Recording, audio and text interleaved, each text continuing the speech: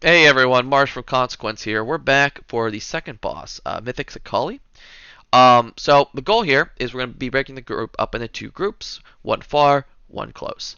On pull here, we're going to pop all our CDs in Lust because the boss will push on a HP threshold and not on a timer. So the more damage you can do to the boss now allows you to skip ads later on into the fight. So this is going to be a close group POV. The far group will get the boss first and have slightly different ad spawns. So the first thing you're really going to see here is this Mystic, and this is present on both sides. Stacking up near the Mystic is important, and breaking the shield as the pulse will do damage to both sides of the group. So that is your number one priority, is breaking that shield on the Mystic. Each side is also assigned a goalkeeper. We call it a goalkeeper. So the goalkeeper, we use both hunters for each side. This is not me, I'm the other hunter. But you'll see here that they're goalkeeping. So every time ad spawns, and you see it right now, he's goalkeeping. What's spawning, and are the tanks going to pick it up? He's looking. Because one of the most common wipes is an ad gets through without picking up aggro on a tank, running the door, touching the door, insta wipe. So every time I was doing it on the other side, you have a goalkeeper. These ads do a few mechanics. No need to talk about them too much. The Mystic has a shield with a kick. The guards do a little line. These phoenixes can come down and just kind of annoy you. You can see the phoenixes. But as you see here, again, you just goal keep that wall climber there. They're breaking the shield on the Mystic. That's their number one priority. The number two priority will be the boss. And the number three priority is basically everything else. I think the guards are a little more dangerous than the other stuff, but it really doesn't matter. So the boss started on the other side, and he swapped on this side. But you can see here that everyone's swapping onto the boss, and that is taking the number one priority in the raid. So on the boss, everyone's on it. And they are going from here. So the boss will do a frontal and drop these rocks. These rocks are used to throw off the edge to reduce the amount of ads coming into the fight. Less ads means more boss damage, which means less healing, which means less, random ads getting through and wiping you. So making sure on prog, throwing these rocks and hitting ads is really important. Yes, there will be a patch drought where you let all the ads up, but on your prog, please make sure that you're doing it. Both of these sides did a little differently.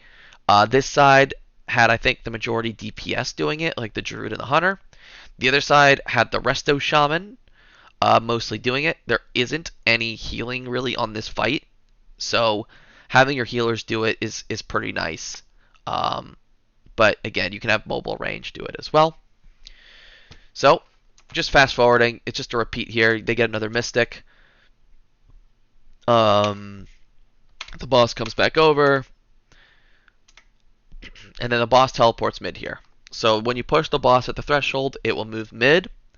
All the ads will be funneled mid at this point, and there's a few things going on here. There is one mechanic that is the most dangerous mechanic in the fight, in my opinion, upcoming here, and I strongly advise using personals on one hit, Devo on another, and Rally on another, or if you have multiple of those, you can use them. You just need one DR each time, and you'll see it here.